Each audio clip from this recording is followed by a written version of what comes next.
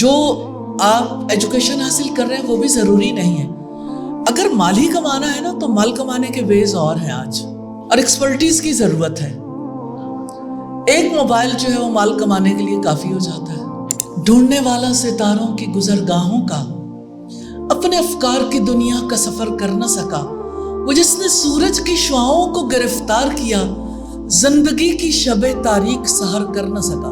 جہاں تک مال کا تعلق ہے تو ہاتھ کی میل ہے.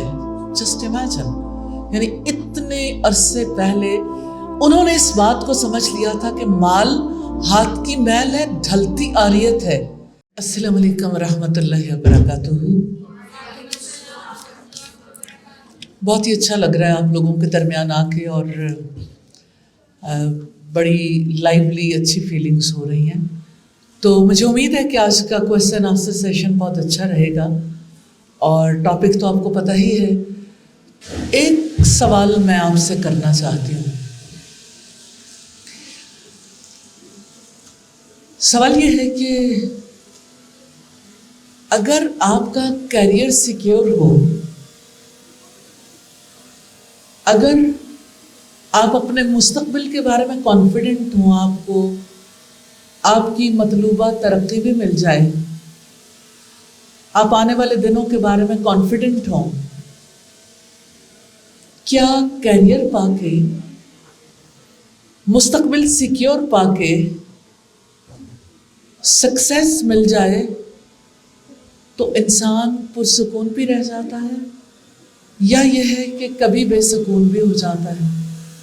کیا انسان پھر بھی کسی بوجھ تلے رہتا ہے, یا انسان کو میٹیریلسٹک پوائنٹ آف ویو سے جو کچھ دنیا میں مل جاتا ہے وہ اس کے لیے کافی ہو جاتا ہے؟ کوئی جواب دینا چاہے گا؟ ایک لمحے کے لیے سوچئے گا ضرور. دنیا جس میں ہم جیتے ہیں ہمارے ایک خاص مائنڈ سیٹ ہے, اور انفارچونیٹلی پوری ورلڈ میں اس نے ایک بہت بڑا کرائسس پیدا کر دیا ہے. سب لوگ اسی پوائنٹ آف ویو سے آپ دیکھتے ہوں گے, چاہے وہ یہ کوئی کسی ریلیجن سے ریلیونٹ کویسچن نہیں ہے, انسان سے ریلیونٹ, کہ انسان جو ہے اس کا پوائنٹ آف ویو اتنا چینج ہو گیا. وہ جو مائنڈ, باڈی اینڈ سول کا مجموعہ تھا, اس کو مائنڈ اینڈ باڈی تو سمجھا گیا, لیکن اس کی اسپرٹ, اس کی سول, اس کو آج اگنور کر دیا گیا. یہ ایک ایسا فیلڈ ہے جو ان ایڈریسڈ ہے. اس کے بارے میں سوچا نہیں جاتا, اس کے بارے میں غور نہیں کیا جاتا, اس کی ضرورت کو محسوس نہیں کیا جاتا, اس کے بارے میں کریکلم نہیں بنتے, اس کے بارے میں اسیسمنٹس نہیں ہوتی. اس کو ایک غیر ضروری فیلڈ سمجھ لیا گیا, حالانکہ انسان کی زیادہ بڑی ضرورت ہے. اگر کوئی چیز اچیو کرنے کے بعد بھی کسی کو وہ سکون نصیب نہیں ہوتا, کسی کو وہ اطمینان, کسی کو وہ پیس نصیب نہیں ہوتا, تو نیچرلی ہمیں اس کے اوپر غور کرنے کی ضرورت ہے. سائیکالوجی ہمیں یہ کہتی ہے, اور آج کی دنیا میں اسپرچول ہیلنگ کی جب بات ہوتی ہے تو ایسا لگتا ہے کچھ ورڈز آپ کو ہیل کر سکتے ہیں, شاید کوئی میڈیسن ہیل کر سکتی ہے. جتنا آج کے دور میں لوگ انگزائٹی اور ڈپریشن کا شکار ہے, شاید تاریخ میں کسی دور میں نہیں رہے. میں جب یونیورسٹیز میں جاتی ہوں, بچے جو سب سے زیادہ سوال کرتے ہیں وہ یہ اوور تھنکنگ کرتے ہیں. ہم زیادہ اوور تھنکنگ کرنے لگ گئے, اس کا کیا حل ہو, اور اسی طرح سے بہت ساری چیزیں. کین یو امیجن کہ انسان کا بیسک پرابلم کیا ہے, کہاں سے وہ اوور تھنک کرنا شروع کرتا ہے, اور کیسے وہ انگزائٹی تک پہنچتا ہے, اور کس طرح سے وہ اپنے آپ سے ہی خوف میں مبتلا ہو جاتا ہے, اور حالات کے ہاتھوں وہ کسی اور مقام تک پہنچ جاتا ہے. تو یہ وہ ساری چیزیں ہیں جو میں چاہتی ہوں کہ اس بارے میں ہم آج کے سیشن میں ضرور غور و فکر کریں کہ ہمیں اسپرچول ہیلنگ چاہیے یا یہ ہے کہ اس کی جگہ کچھ اور،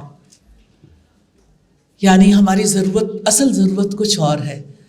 تو چونکہ یہ کویسچن آنسر سیشن ہے تو میں چاہتی ہوں کہ آپ اس بارے میں ضرور جی۔ اچھا، ایک کویشچن جو ہمیں بار بار سننے کو مل رہا ہے وہ یہ کل ملا تھا کہ اکثر پیرنٹس جو ہیں وہ ہم سے بہت زیادہ ان ریئلسٹک ایکسپیکٹیشنس لگائے بیٹھے ہیں اور ہر ٹائم ہمیں کریٹیسائز کرتے رہتے ہیں۔ کتنے لوگوں کا ایشو ہے یہاں پہ پلیز؟ ہاں، اور ہم نے تو جانا تھا کنگ ایڈورڈ اور ہم پہنچ گئے ریفائن یونیورسٹی۔ کتنے لوگوں کا ایشو ہے؟ ساروں کا۔ اور ہم نے تو خواب دیکھے ہوئے تھے کہ ہم امریکن ڈگریز کے ساتھ ڈاکٹر بنیں گے اور ہماری کلینک پہ لائنیں لگی ہوں گی، اور اب کیا ہو رہا ہے کہ اب ہمیں فزیو تھراپی کرنی پڑ رہی ہے یا ریڈیولوجی ہے، اور ہم جو مرضی کرتے ہیں تو وہ ڈو مور کہنا شروع کر دیتے ہیں۔ ساروں کا یہ ایشو مجھے بولے ساروں کا یہ ایشو۔ میں یہ پوچھنا چاہتی ہوں کہ پیرنٹس چاہتے تھے کہ آپ لوگ میڈیکل ایجوکیشن کی طرف چلے جائیں، یا یہ ہے کہ یہ آپ کی خواہش تھی؟ اچھا، خواہش تھی۔ اچھا، دوسری بات بھی ہے اس کے ساتھ کہ اصل مقصد انسانیت کی خدمت تھا یا مال کمانا؟ سچی باتیں کرنی چاہیے، آپ کی جنریشن کو تو ہم سچا سمجھتے ہیں، مال کمانا۔ ایکچولی آج کے دور میں جو ہے نا، بیسیکلی یہی وہ بات ہے جس کی طرف ہمیں توجہ کرنے کی ضرورت ہے کہ یہ مائنڈ سیٹ کیسے یعنی کیسے وجود میں آیا، کیسے سب لوگوں نے سوچنا شروع کیا اور کس طرح سے سب لوگ اس کے ٹریپ میں آ گئے۔ اس میں کوئی شک نہیں، مال کمانا، میں جب اللہ کی کتاب دیکھتی ہوں تو اللہ تعالیٰ کہتے ہیں جو بالکل اپوزٹ ہے، جس کے بارے میں کوئی سوچتا نہیں ہے، کہ اگر انہوں نے تورات کا نظام قائم کیا ہوتا، اگر انہوں نے انجیل کا نظام قائم کیا ہوتا تو آسمان سے بھی ان پر رزق برستا اور زمین بھی ان کے لیے خزانے اگلتی۔ تو ہمارے دلوں میں تو یہ آتا ہے، آج کے دور کا انسان یہ سوچتا ہے یہ کیسے ہو سکتا ہے کہ کوئی اللہ سبحانہ تعالیٰ کے قریب ہو جائے یا اللہ کی کتاب کو پڑھ لے یا یہ کہ اس کے سسٹم کو قائم کر لے، بھلا اس طرح سے بھی مال آ سکتا ہے؟ تو اللہ کے وعدے تو سچے ہیں، اللہ کی بات سچی ہے۔ مال کمانا، مال میں اضافہ کرنا دین اس سے روکتا نہیں ہے۔ مال انسان کے لیے ہے، انسان مال کے لیے نہیں ہے۔ جب انسان مال کے لیے جینا چاہتا ہے تو انسان مال کا خدمت گار بن جاتا ہے نا، اپنی سوچ، اپنی صلاحیتیں، اپنا وقت، اپنا سب کچھ صرف مال کے لیے لگا دیتا ہے۔ اور مجھے محمد رسول اللہ صلی اللہ علیہ وسلم کی جب شادی ہو رہی تھی تو آپ کے نکاح کے موقع پر آپ کے چچا ابو طالب نے خطبہ دیا تھا اور انہوں نے کہا تھا محمد کا مقابلہ مکہ کے کسی جوان سے کرنا چاہو، شرافت میں، نجابت میں، عقل میں، وہ سب سے بڑھ کر ہے۔ ہاں، جہاں تک مال کا تعلق ہے تو ہاتھ کی میل ہے۔ جسٹ امیجن، یعنی اتنے عرصے پہلے انہوں نے اس بات کو سمجھ لیا تھا کہ مال ہاتھ کی میل ہے، ڈھلتی عاریت ہے، جتنا مال چاہتے ہو میں دینے کے لیے تیار ہوں۔ چونکہ خدیجہ کو محمد سے، محمد کو خدیجہ سے نکاح کی رغبت ہے، اس لیے میں ان دونوں کا نکاح کرتا ہوں۔ میں اس میں سے جو چیز آپ کے سامنے رکھنا چاہتی ہوں وہ یہ انڈرسٹینڈنگ ہے کہ مال کی کیا ریئلٹی ہے۔ مال کی ریئلٹی آج بدل گئی۔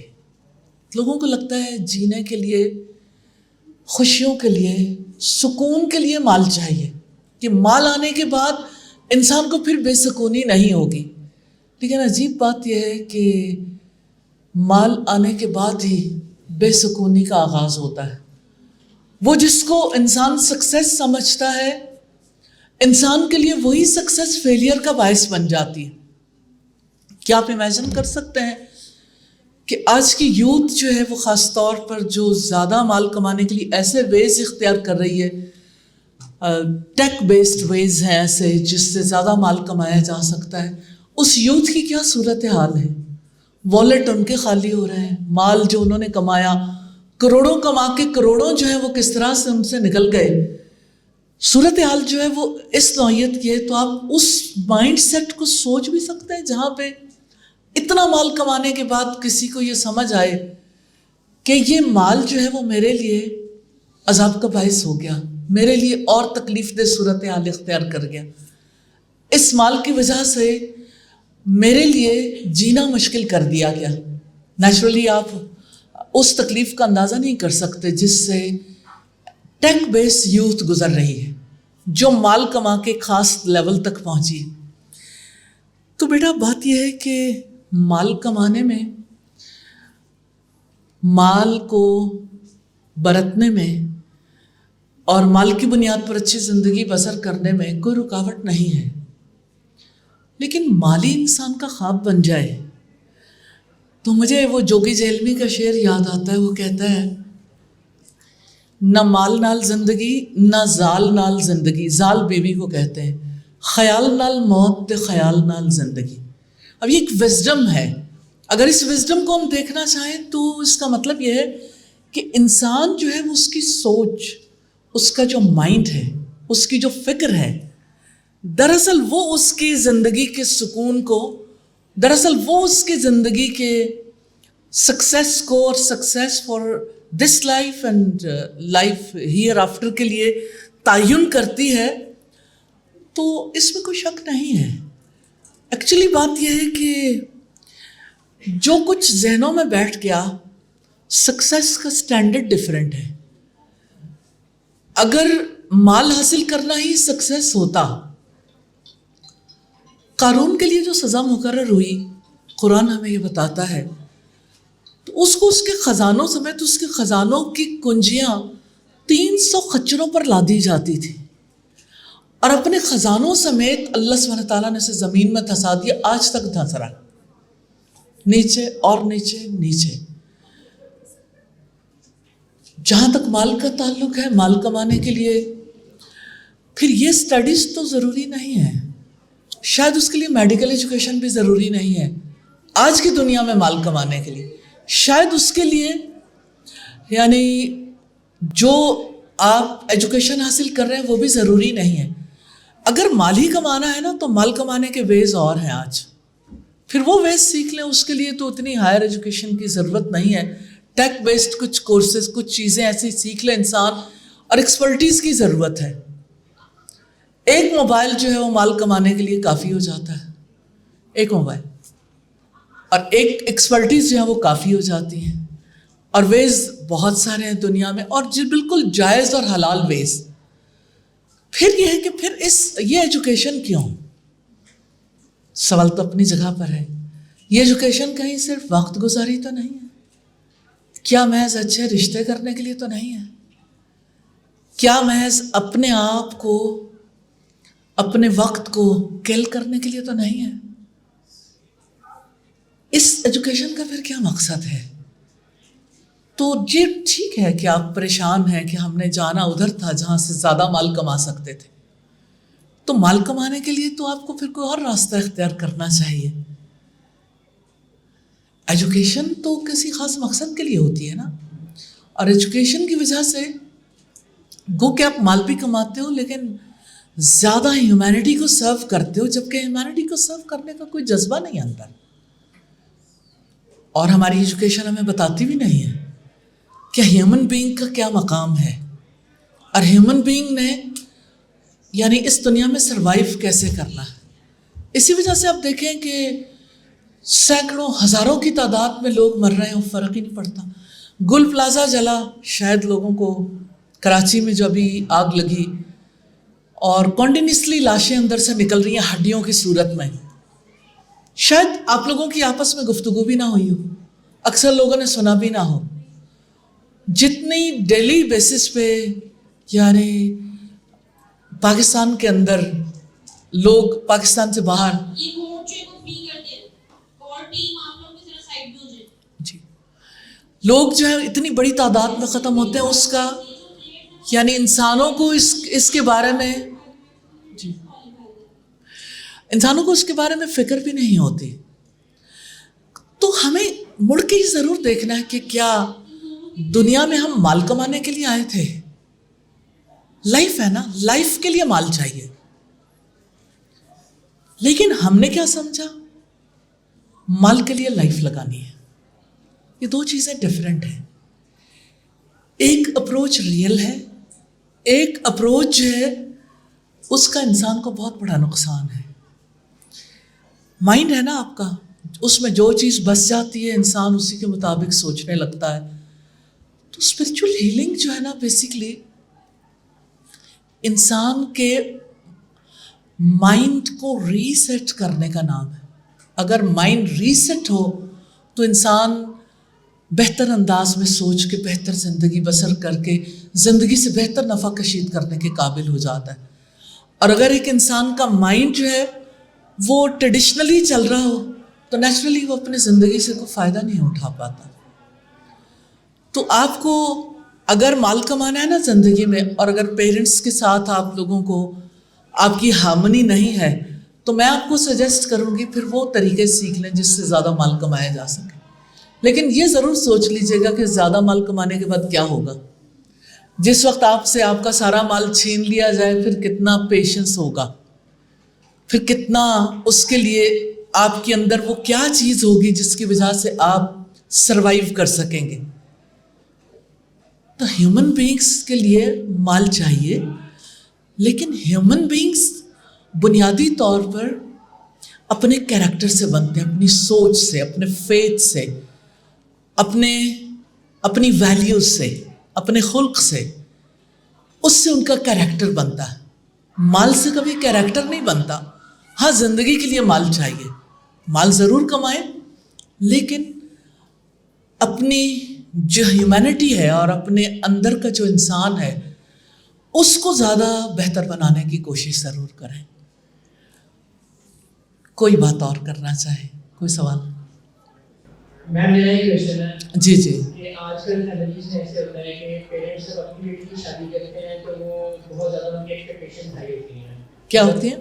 ایکسپیکٹیشن ان کی اچھا ٹھیک ہو گیا۔ ہماری بیٹی اگر گھر میں جائے مطلب اس کا انڈیپینڈنٹ گھر ہو اس طرح، اور جب کسی بھی بیٹی کے لیے شادی کر کے لے کے آتے ہیں تو وہ گھر میں ایک ہی میں کہتے ہیں ہمارا بیٹا الگ نہ ہو جیسے، تو اس کو مینڈی تھوڑا سا الگ کرتے ہیں۔ آپ کیا چاہتے ہیں؟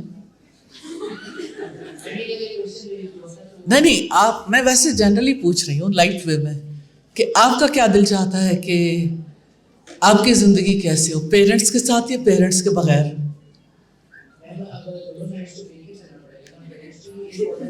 اچھا ٹھیک ہو گیا، ٹھیک ہو گیا۔ مجھے ویسے سچے جواب کی توقع تھی، اور سچا جواب یہ ہے کہ ہر کوئی اپنی آزادی چاہتا ہے، اس کو اسپیس چاہیے، اس کو زندگی کو اپنے یعنی اس کا جو خیال ہے، اس کی جو سوچ ہے، اس کے مطابق وہ بسر کرنا چاہتا ہے، چاہے بیٹی اپنی ہو چاہے بیٹی کسی کی ہو۔ تو ہمیں جو اس کا ماڈل ملتا ہے اسلامک پوائنٹ آف ویو سے جب ہم دیکھتے ہیں تو ہمیں محمد رسول اللہ صلی اللہ علیہ وسلم کی حیات میں جو ماڈل ملتا ہے تو ہر ایک کے لبرٹی کا خیال تھا، کسی کے اوپر پریشر نہیں تھا، ہر ایک کے پاس اسپیس تھی۔ ایک فرد جس کی ایک سے زیادہ بیویاں، اس کے لیے کتنا ڈیفیکلٹ ہے ہر ایک کو پراپر اسپیس دینا۔ میں ایک ایگزامپل دیتی ہوں، خوشیاں، سکون جو ایک سے زائد بیویوں کی زندگی میں تھا وہ کیسا تھا؟ میں ایک دو ایگزامپلز آپ کے سامنے رکھوں گی۔ سیدہ عائشہ کے گھر میں سیدہ صفیہ جو یہودی سردار کی بیٹی تھی، انہوں نے کھانا بنا کے بھیجا۔ اس دن رسول اللہ سیدہ عائشہ کے گھر میں تھے، چھوٹی ایج تھی لیکن سمجھدار بہت تھی۔ کھانا آیا تو دیکھیں ہمارے جیسے لوگ جو ہیں وہ اس کو تھوڑا اور اعتبار سے دیکھیں گے، مروت میں کسی کا شکریہ ادا کریں گے یا کوئی اور ایسا سلسلہ، لیکن جو ہے انہیں پوری لبرٹی حاصل تھی اور جو وہ کہنا چاہتی تھی وہ کہہ سکتی تھی، ان کے اوپر کسی کا پریشر نہیں تھا۔ غصہ آ گیا کہ میری باری کے دن کھانا بنا کے بھیجا، رسول اللہ کھانا کھائیں گے، اچھا کھانا ظاہر ہے کہ کھانا بنانے والے کی طرف خیال کو لے جاتا ہے، تو رسول اللہ تو انہیں کو سوچیں گے. انہوں نے غلام کے ہاتھ سے کھانا پکڑا, اتنی زور سے پلیٹ کو جھٹکا, پلیٹ بھی گئی, کھانا بھی گیا. اب اللہ کے رسول صلی اللہ علیہ وسلم وہاں موجود ہیں اور آپ صلی اللہ علیہ وسلم اسمائل پاس کر رہے ہیں, کچھ نہیں کہا. پھر حضرت عائشہ سے بات چیت کرتے رہے, کافی دیر تک بات چیت ہوئی. جب آپ نے دیکھا کہ کول ہو گئی ہیں تو آپ نے کہا اچھا اپنی بہن کو پلیٹ واپس کر دینا. یہ رسول اللہ صلی اللہ علیہ وسلم کا ایک گھر ہے جہاں پہ دو ازواج کے درمیان جو تعلق ہے آپ اس کے بیچ میں نہیں آئے. نہ آپ نے کھانا بنانے والی کے بارے میں کوئی وکالت کی کہ دیکھو اگر آپ کے گھر میں کوئی کھانا بھیجتا ہے آپ کو ایسا تو نہیں کرنا چاہیے, جیلسی کیوں فیل کرتی, نعوذ باللہ, یا کوئی اور ایسی بات. آپ نے ان کے ایموشنز کا پورا خیال کیا اور ایموشنز کا خیال کرتے ہوئے آپ نے ایک لفظ نہیں کہا. یہ ہمارے سامنے بڑی اچھی اگزامپل ہے. اور آپ سوچئے کہ ہمارے گھروں میں جہاں پہ جب کوئی بھی والدین اپنی بہو کو لے کے آتے ہیں اس کے لیے کتنا ٹف ٹائم ہوتا ہے.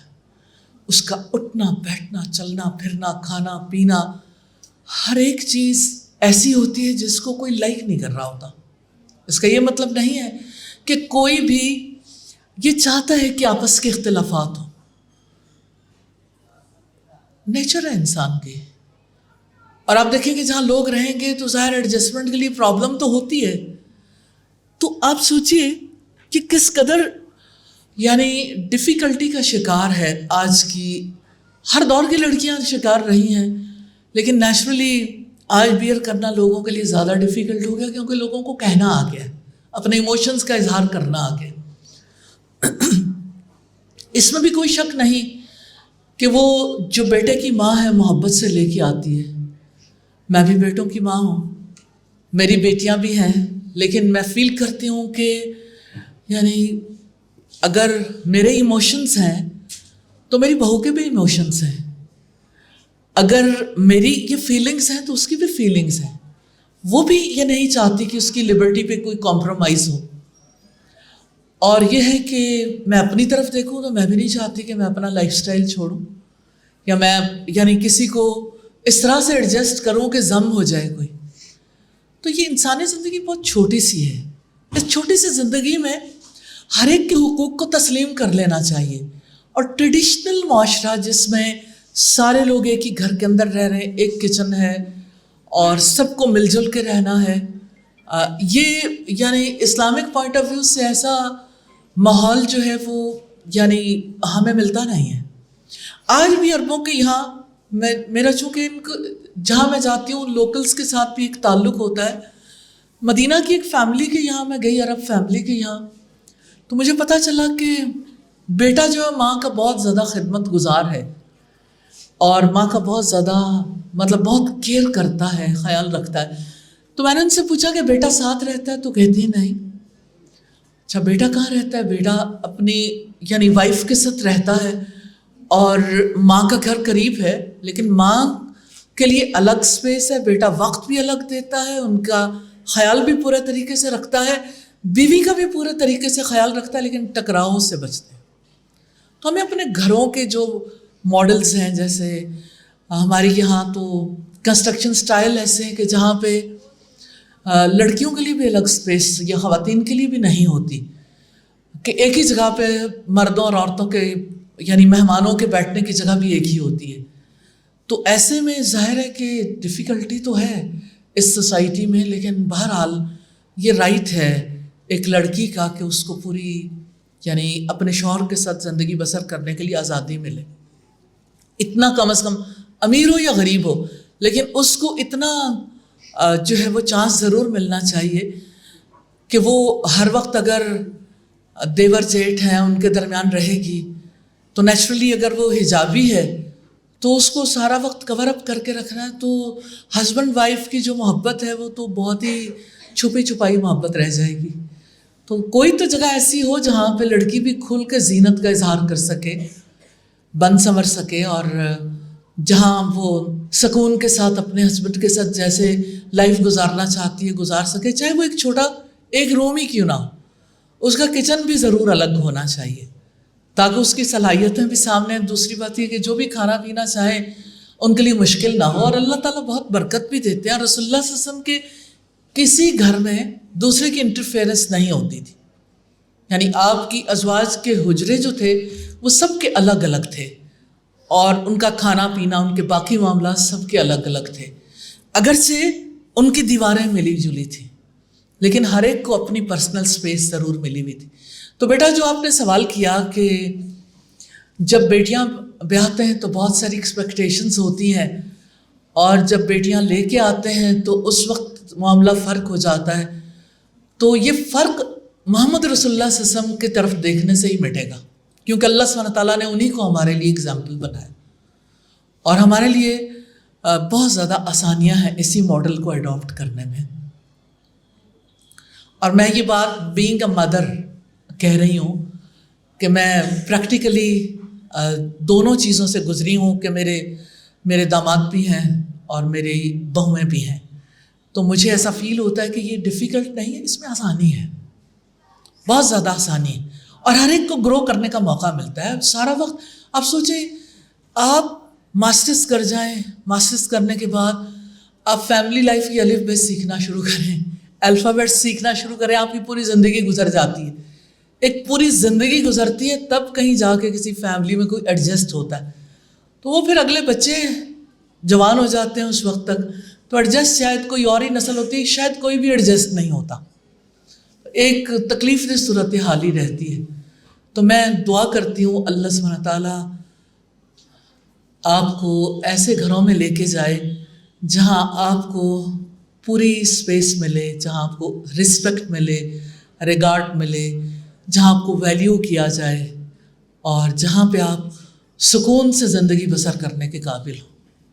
جی, کوئی اور کویشچن کرنا چاہے؟ جی, وعلیکم السلام. جی, ٹیچر. بچوں کے ساتھ انٹریکشن رہتی ہے, انٹروڈکشن کرتے ہیں, جن کی پرابلم سننے کو ملتی ہے. ہمارا ٹاپک ہے اسپریچول ہیلنگ کیسے ہونی چاہیے, کیا اس کا فیکٹر ہے. تو جتنی میری ریئلائزیشن ہے, ہمیں اس چیز کا احساس ہے کہ سائنس اسپریچولی ڈیمیج کتنا کر چکے ہیں اپنے آپ کو. جب تک ہم ریئلائز نہیں کرتے تو ہم ہیلنگ کی طرف نہیں جا سکتے. تو کیا پیرامیٹرز اس ایج فیکٹر میں سیٹ کرنے چاہیے کہ ہمیں آئیڈیا ہو کہ ہم نے اسپریچولی خود کو کتنا اسٹرانگ کرنا ہے. اور کیونکہ ورلڈلی ڈیزائرز بھی ہیں, آپ کی ریئلزم بھی ہے, آپ کا سوشل میڈیا بھی اتنا زیادہ ہے. ٹھیک ہو گیا. بڑا اہم سوال کیا آپ نے, اور ٹاپک ریلیونٹ, الحمدللہ فائدہ بھی ہوگا انشاءاللہ. بات یہ ہے کہ سب سے پہلی بات اسپریچول ہیلنگ میں اسپرٹ کی آتی ہے. قرآن مجید میں کویشچن آتا ہے یسألونک عن الروح, وہ آپ سے اسپرٹ روح کے بارے میں سوال کرتے ہیں. قل الروح من امر ربی, اب کہہ دیجئے روح میرے رب کے حکم سے. تو اس سے یہ پتہ چلتا ہے کہ ہمارے اندر جو روح ہے وہ اللہ کے حکم سے آئی. اور دوسری بات جو قرآن مجید سے پتہ چلتی ہے وَنَفَخْتُ فِيهِ مِن رُوحِي, میں نے اس میں اپنی روح پھونکی ہے. یعنی جو روح ہمارے اندر ہے نا, اللہ سبحانہ تعالیٰ کہتے ہیں کہ میں نے انسان میں اپنی روح پھونکی ہے. اب بات جو آپ نے کہی ہے اس کے جواب کے لیے دیکھیے, ہر چیز اپنی اصل کی طرف لوٹتی ہے. آسمان پہ جو تڑپتی بجلیاں ہیں نا, ان کی اصل زمین کے اندر ہے. ان کے راستے میں کوئی درخت آئے, گھر آ جائے, کسی نوعیت کی کوئی بھی چیز آ جائے, ان کا ایک ہی کام ہے, فوکسڈ ہے. انہوں نے ہر چیز کو چیر پھاڑ کے, جلا کے, راکھ کر کے زمین کے مرکز کے اندر اترنا. انسان کی روح کا تعلق زمین سے نہیں ہے, انسان کی روح کا تعلق کریٹر سے ہے, جس نے اپنی روح پھونکی ہے, آسمان والے سے. تو انسان کی روح جو ہے جب تک اس سے کنیکٹڈ نہیں ہوتی یہ بے قرار رہتی ہے. عجیب بات یہ ہے کہ ہمارا یہ جو فزیکل وجود ہے اس کو اللہ سبحانہ تعالیٰ نے اسی زمین کی مٹی سے پیدا کیا, لیکن ہماری روح جو ہے یہ زمین کی چیز نہیں ہے, اس کا تعلق آسمان والے سے ہے. تو جب تک یہ اس سے کنیکٹڈ نہیں ہوتی یہ روح بے قرار رہتی ہے. تو سب سے پہلی چیز جو یعنی ہمارے اندر جو پرابلم پیدا کر رہی ہے وہ ہمارا ڈسکنیکٹ ہونا، اللہ سبحانہ تعالیٰ سے ڈسکنیکٹ ہونا، اور اس کے ہی اثرات ہمارے مائنڈ میں بھی ہیں، ہماری باڈی پہ بھی ہیں، اور سول تو ظاہر ہے کہ متاثر ہے ہی.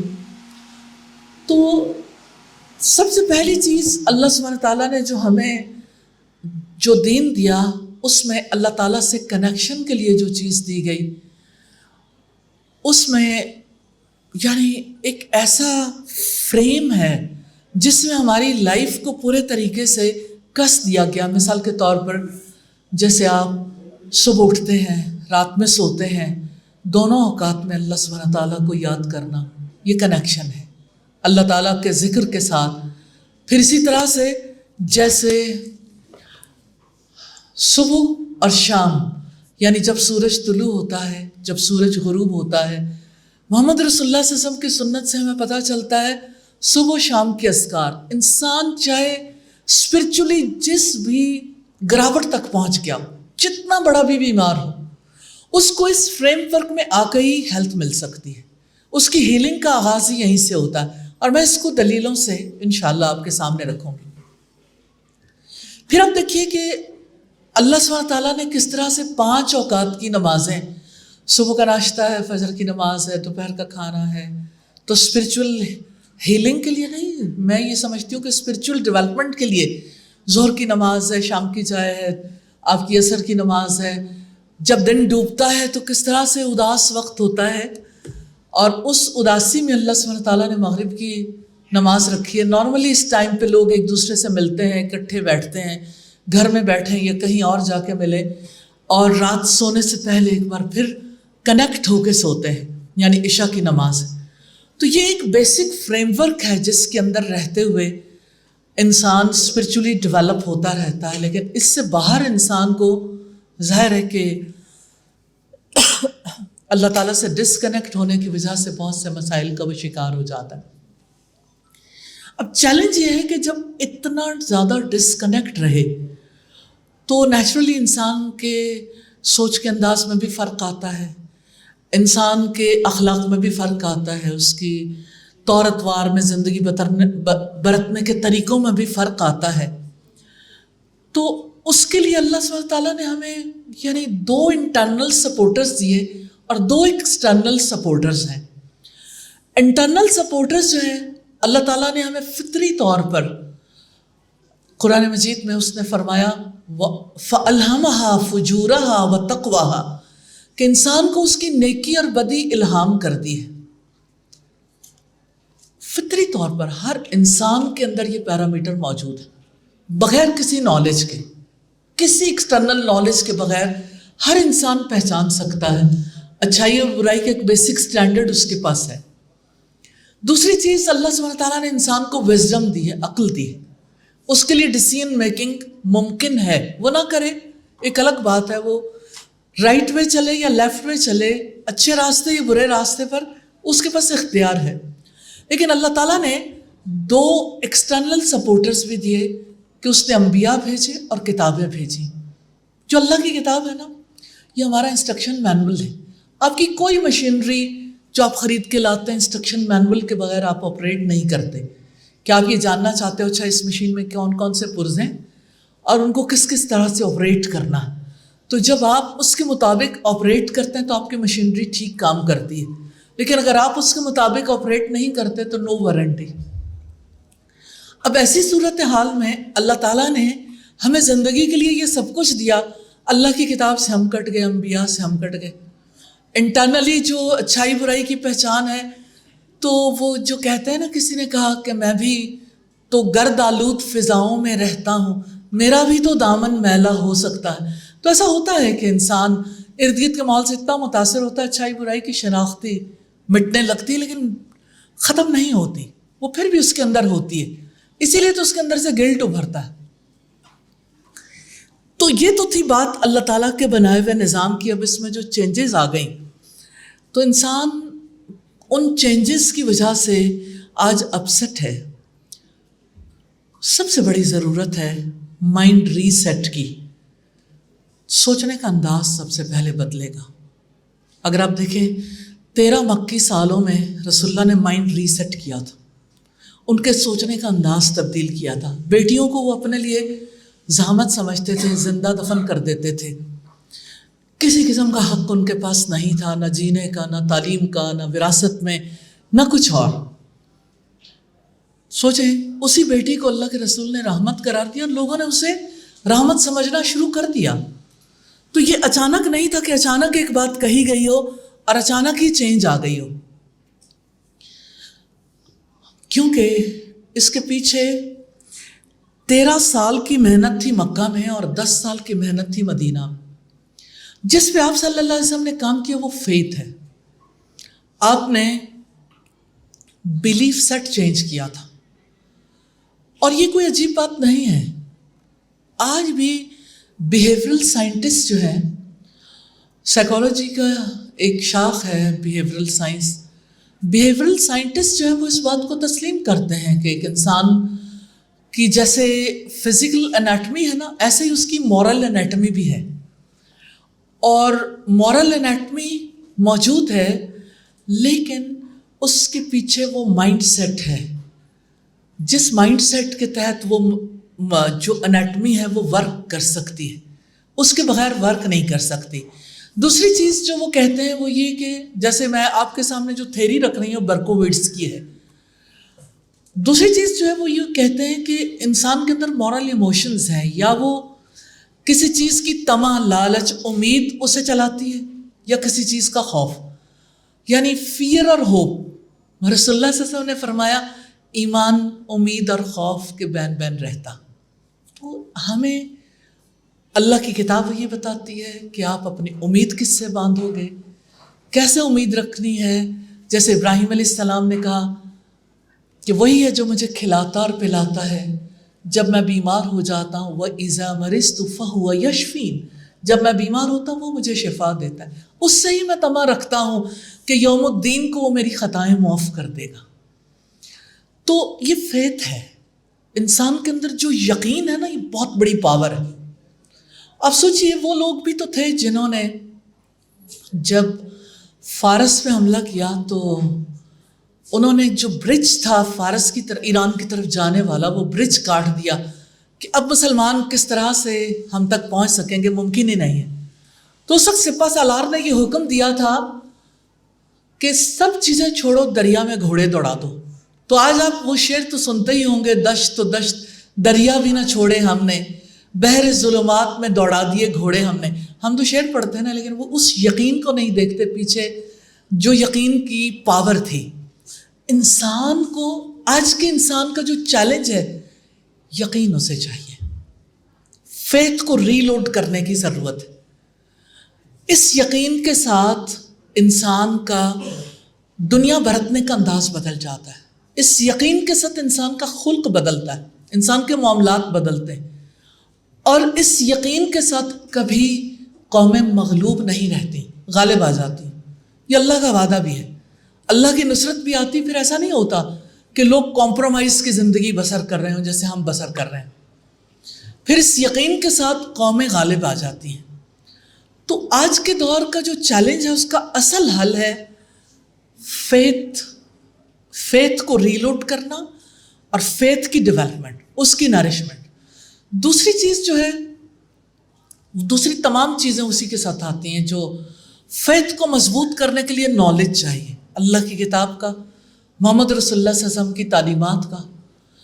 مجھے عرب کے مشہور اسکالر ہیں عریفی, ان کی بات یاد آتی. ان کی کتاب ہے سیرت پر, چھوٹی سی کتاب, وہ اردو میں بھی شائع ہو چکی, پیام سیرت کے نام سے. اس میں وہ لکھتے ہیں, میں ایک سعودیہ کے اسکول میں گیا, ایلیٹ اسکول تھا, تو میں نے بچوں سے پوچھا امہات المومنین کے بارے میں, تو بچوں نے کندھے اچکائے کہ ہم نہیں جانتے, پتہ نہیں آپ کس کی بات کر رہے ہیں. جسٹ امیجن, یہ سعودیہ اور یہ آج کی بات نہیں, کافی سال پہلے کی بات ہے. یعنی یہ بدلا ہوا سعودیہ نہیں تھا, وہ سعودیہ جس میں یہ تعلیمات لازم تھی. اس وقت کی یہ صورتحال ہے. تو انہوں نے وہ کہتے ہیں کہ میں نے بچوں سے بات کرنی شروع کی، اچھا فٹ بال کے پلیئرز کے بارے میں آپ کیا جانتے ہیں؟ تو ان کی پوری لائف ہسٹری، ان کی کیا یعنی سکورز تھے اور انہوں نے کیا کچھ اچیو کیا، کتنی سیریز ان کی کیسی رہی، تو ان کے پاس پورا نالج تھا. تو تب کہتے ہیں میرے ذہن میں خیال آیا، ام لم یعرفوا رسولہم، کیا وہ اپنے رسول کو جانتے نہیں ہیں یا وہ اس کا انکار کرنے والے ہیں؟ تو ہمیں رک کے یہ سوچنا نہیں چاہیے ہم اپنے رسول کے بارے میں کیا جانتے ہیں؟ وہ ہماری سکسیس کے لیے آئے تھے. کتنا انسانوں کو اپنی لائف کا بیسٹ ورژن اختیار کرنے کا موقع ملا تھا. سوسائٹی میں کتنی چینج تھی. کبھی آپ سوچ کے دیکھیے، دنیا خواب بھی نہیں دیکھ سکتی ایسی سوسائٹی کا جس میں پاورٹی زیرو ہو. حضرت عمر کا دور جب آیا تھا، زکوٰۃ لینے والا کوئی نہیں رہا تھا اور دینے والے سبھی تھے. جسٹ امیجن، رسول اللہ کے جانے کے بہت تھوڑے عرصے کے بعد وہ چینج جو سوسائٹی میں آئی، آج تک اس پہ سٹڈیز ہوتی ہیں. اتنی بڑی تبدیلی اتنے تھوڑے عرصے میں کیسی آ گئی. تو چیلنج آج بھی بہت بڑا ہے، لیکن اس چیلنج کو محسوس کریں. ابھی تک بھی ہماری سوسائٹی وہاں تک نہیں پہنچی جہاں بیٹیوں کو زندہ دفن کیا جاتا ہے، جہاں انسانوں کی قتل و غارت گری اتنے بڑے پیمانے پہ ہوتی ہے کہ پانی پینے پلانے پہ، گھوڑا باندھنے پہ، یا اتنے چھوٹی چھوٹی چیزوں کے اوپر 120 سال تک جنگ چھڑ سکتی ہے. جنگ بواس جو ان کے یہاں ہوئی 120 سال تک، کتنی جنریشنز کام آئی ہوں گی. 1700 وارز کا تذکرہ ملتا ہے عربوں کے تاریخی ریکارڈ پہ. وہ سوسائٹی بہت زیادہ یعنی ظلمت کا شکار تھی جب اللہ کے رسول آئے تھے. پھر چینج کتنی بڑی تھی، کتنا امن ملا. سوشل جسٹس کی یہ انتہا تھی کہ اللہ کے رسول صلی اللہ علیہ وسلم کے پاس جب سیدنا اسامہ نے سفارش کی تو آپ نے اس موقع پر کہا تھا، کیونکہ ایک امیر عورت نے، ایلیٹ کلاس کی عورت نے چوری کی تھی، تو سب لوگ یہ چاہتے تھے کہ اسے معاف کر دیا جائے. اس کا نام فاطمہ تھا. تو آپ نے فرمایا، اللہ کی قسم اگر فاطمہ بنت محمد بھی چوری کرتی میں اس کا بھی ہاتھ کاٹ دیتا. Social justice. تو آج بھی تبدیلی اسی طرح سے آئے گی. امام مالک رحمہ اللہ کہتے ہیں اس امت کے آخری حصے کی اصلاح بھی اسی طرح ہوگی جیسے پہلے حصے کی اصلاح ہوئی تھی. اور پہلے حصے کی اصلاح اللہ کی کتاب سے ہوئی تھی، قرآن مجید سے. اقبال نے جب کہا وہ زمانے میں معزز تھے مسلمان ہو کر اور تم خار ہوئے تارک قرآن ہو کر، سچی بات ہے. آپ لوگوں کی چمکتی پیشانیوں کو دیکھ کر آپ سے سوال کرنا چاہتی ہوں. اللہ سبحانہ تعالیٰ نے اتنے اچھے ذہن دیے، آپ کو اتنی صلاحیتیں عطا کی، آپ کے پاس الحمدللہ سورسز بھی ہیں. کبھی آپ نے زندگی کی کتاب پڑھنے کے بارے میں سوچا؟ کبھی اپنے رسول کے بارے میں جاننے کے بارے میں سوچا؟ چینج اسی طرح آئے گی، نالج سے. قوموں کی تقدیر ہمیشہ علم سے بدلی، اور جو سائنٹیفک نالج ہے نا، اس سے کبھی انسانوں کی زندگی کے دکھ دور نہیں ہوئے. ٹیکنالوجی کے اعتبار سے دیکھیں ترقی ہوئی، لیکن وہ جو اقبال کہتا ہے نا، ڈھونڈنے والا ستاروں کی گزرگاہوں کا اپنے افکار کی دنیا کا سفر کر نہ سکا. وہ جس نے سورج کی شعاؤں کو گرفتار کیا، زندگی کی شب تاریک سحر کر نہ سکا. تو زندگی کی شب تاریک سحر کرنے کے لیے رسول بھیجے تھے اللہ سبحانہ تعالیٰ نے. رسولوں نے انسانوں کو اندر سے کس طرح سے چینج کیا تھا کہ ان کی زندگی پرسکون ہو گئی. مجھے ایک پرسکون شخص کی بات آپ کے سامنے رکھنی ہے. تو آپ کے سوال کا آخری حصہ ہے یہ. سکون انسان کو بھرے پیٹ کے ساتھ تو مل سکتا ہے، خالی پیٹ اور شدید خوف کی حالت میں کوئی پرسکون رہے، اس کی دوسری مثال دنیا میں نہیں ملتی. نبی صلی اللہ علیہ وسلم کے ایک ساتھی جن کو सूली पे लटकाया गया था सिर्फ इसलिए कि वो कहते थे कि अल्लाह मेरा रब है और मोहम्मद मेरे रसूल हैं। उनसे अहले मक्का के तमाम अफराद, मर्द, ख़वातीन, बच्चे सब मौजूद थे। सबकी मौजूदगी में उनसे पूछा गया, अगर आपकी जगह मोहम्मद होते तो क्या ये ज़्यादा अच्छा नहीं था? एक इंसान जिसको पता है मेरी अभी मौत वाक़ई हो जानी है। जानते हैं उन्होंने क्या कहा? अल्लाह की कसम, अगर मेरी आज़ादी के एवज़ मोहम्मद रसूलुल्लाह के पाँव में कांटा भी चुभ जाए मेरे लिए गवारा नहीं है, मैं गवारा नहीं कर सकता। उन्होंने उनके कान काटे, बाजू काटे, खून के फवारे उबले। सुकून देखिए, कहते हैं फुस्तु बिरब्बिल काबा, रब्बे काबा की कसम मैं कामयाब हो गया। कामयाबी इसे कहते हैं कि इंसान अपने आप को विन करे, उसे रियलिटी दिखती हो, वो अपनी हकीकत को समझे, इस कायनात की हकीकत को समझे, अपने ज़िंदगी के पर्पस को समझे। तो आज हमारा जो सबसे बड़ा प्रॉब्लम है जिसकी वजह से रूह तार तार है, ज़ख्म ज़ख्म है, कि लोगों ने मादे को असल रियलिटी समझ लिया, मटेरियलिज्म का शिकार है। उसके आफ्टर शॉक्स तो बाद में इंसान को लगते रहते हैं, जब इंसान रियलिटी को समझ लेता है तब भी। इस कायनात की असल रियलिटी तो अल्लाह सुब्हानहू तआला की ज़ात है। और आप देखें कि मटेरियलिज्म ने इंसान को इस काबिल ही छोड़ा, हर एक को लगता है जो नज़र आता है वो रियलिटी है, जिसको हम एक्सपीरियंस कर सकें, जिसका हमें कोई फ़ायदा नसीब हो सके। इसके अलावा उसका यानी कभी कोई ज़ुबान से एतराफ़ नहीं करता, लेकिन अंदर ये बात बसी हुई है जिसकी वजह से इंसान प्रॉब्लम में। तो कल का इंसान भी अल्लाह की तरफ लौटा था तो उसे उसके ज़ख्म हील हुए थे और उसने स्पिरिचुअली भी और मादी तौर पर भी तरक्की की थी। आज के इंसान के लिए भी रास्ता वही है। तो जितना बड़ा भी चैलेंज है, चैलेंज का हल एक ही है। मोहम्मद रसूलुल्लाह के बाद किसी रसूल ने नहीं आना, हमारे पास होने की पर्सनालिटी है रोल मॉडल के तौर पे, अल्हम्दुलिल्लाह। तो क्या मैं जवाब दे पाई हूँ या कुछ और चाहिए? जी जी ठीक है जी जी जी जी। सबसे पहले मुसलमानों में थे और उन्होंने जिस तरह उनका साथ दिया और जिस तरह उन्होंने उनके साथ ज़िंदगी गुजारी और जिस तरह उन्होंने अपने बच्चों की तरबियत की, और फिर वो हुजूर की बीवी हैं और उनके सामने ये वाक़या होता है और उस पर आप कुछ इस तरह यानी रिएक्ट नहीं करते आप कुछ इस तरह जी। तो उससे मतलब तनबीह का एलिमेंट जो है वो कहाँ पे, मतलब उनको कहाँ पे गाइड किया गया?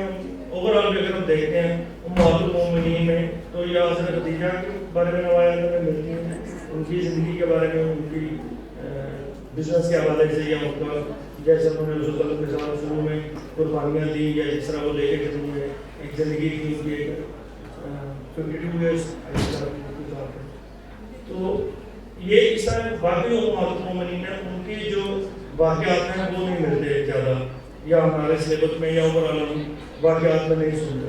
तो ये इस पर अच्छा, ये जो आपने सिर्फ वाक़यात की बात करनी है, इस वाक़े में तंबीह कहाँ है? वाक़े पे बात करेंगे ठीक हो। तरबियत या इस तरह लाई अगर हम उसमें अपने उसको हम फॉलो करें, इस इवेंट को, इस मैटर को जी, फॉलो जी। करें तो हम उनको कैसे गाइड कर सकते हैं? ठीक हो गया।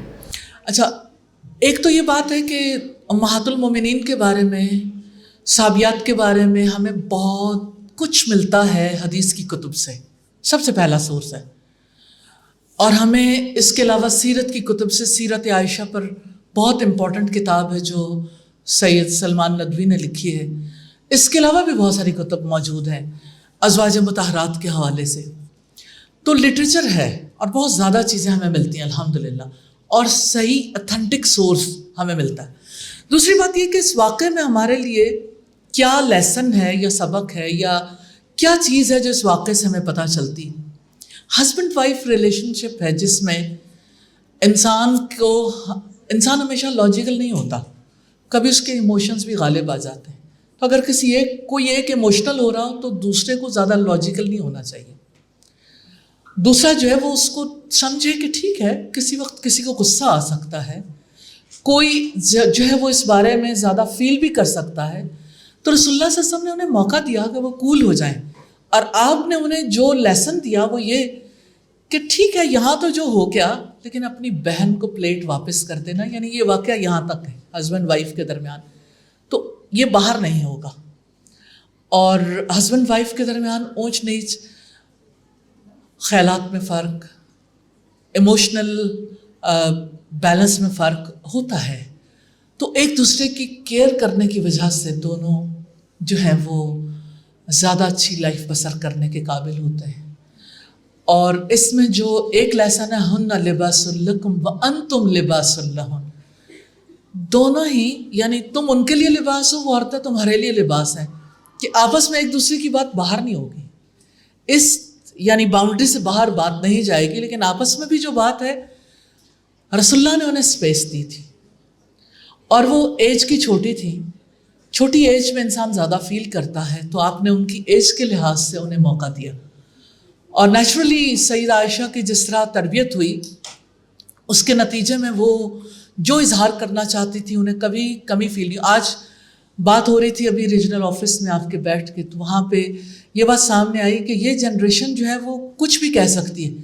تو اگر آپ اپنی ماں سیدہ عائشہ کو دیکھیں تو ان سے زیادہ بولڈ کوئی نہیں تھا, کہیں بھی وہ کچھ بھی کہنے سے گریز نہیں کرتی تھی, اور ان کو اتنا کانفیڈنس محمد رسول اللہ صلی اللہ علیہ وسلم سے ملا. اور مجھے لگتا ہے کہ اس میں عورت ذات کے ساتھ تعلق رکھنے کا راستہ بھی ہمیں پتہ چلتا ہے کہ تھوڑا سا اگر مرد خیال کر لے تو عورت اس سے زیادہ آگے بڑھ کے خیال کرتی ہے. جی وقتی طور پہ تو ٹھیک ہے, میری گزارش یہ تھی کہ اس میں جو اصلاح کا ایلیمنٹ ہے اور جو ہمارے لیے وہ ایک جی ہر موقع اصلاح کا موقع نہیں ہوتا. یہ موقع تو گزر گیا جی, لیکن پھر اس کو کہیں پہ کوئی ایڈریس کیا گیا. صرف اتنی بات ہے, صرف اتنی بات ملتی ہے ہسٹوریکلی کہ رسول اللہ نے ایک بات کہی, اپنی بہن کو پلیٹ واپس کر دینا. یعنی آپ نے ان کے ایموشنز کو بالکل ایڈریس نہیں کیا کہ تم نے غصہ کیا. ایک اور موقع پہ ہمیں ایک اور روایت ملتی ہے کہ سیدہ عائشہ کو ایک اور موقع پہ بہت غصہ آیا تھا, تو آپ نے صحابہ کرام کے سامنے تھا, تو آپ نے کہا تمہاری ماں کو غیرت آ گئی تھی. یعنی ہو سکتا ہے ایسا, کسی کے ساتھ بھی ہو سکتا ہے, کسی کو غیرت آ سکتی, کسی کو غصہ آ سکتا ہے, ایموشنلی کوئی کسی مقام پہ ہو سکتا ہے. تو رسول اللہ نے تو خواتین کے بارے میں یہ کہا تھا, ایک شخص تھا جس نے اونٹوں کو راتوں کو دوڑاتے تھے, تو وہ گیت گاتے تھے جسے ہدی کہتے تھے. تو جب اس نے ہدی خان ہدی گائی تو اونٹیاں بہت تیز بھاگنے لگیں, تو آپ نے اسے کہا یا انجشا رویدک بالقواریر, انجشا دھیان سے آپ گینے نازک ہیں, گلاس ہینڈل وتھ کیئر. تو عورت کے بارے میں رسول اللہ صلی اللہ علیہ وسلم کا کانسیپٹ تھا کہ کانچ کی طرح نازک ہوتی ہیں, جلدی جو ہے وہ فیل کر جاتی ہیں, ہینڈل وتھ کیئر. اور مرد کو اللہ سبحانہ تعالیٰ نے اتنی سمجھ دی ہے کہ وہ بڑی دانش مندی کے ساتھ ہینڈل کر سکتا ہے. الحمدللہ. بارک اللہ فیکم. بہت اچھا لگا آپ کے درمیان بات چیت کر کے. اللہ سبحانہ تعالیٰ آپ کو برکت والی زندگی نصیب کرے. انشاءاللہ موقع ملا تو آئندہ بھی بات چیت ہوگی. السلام علیکم ورحمۃ اللہ وبرکاتہ.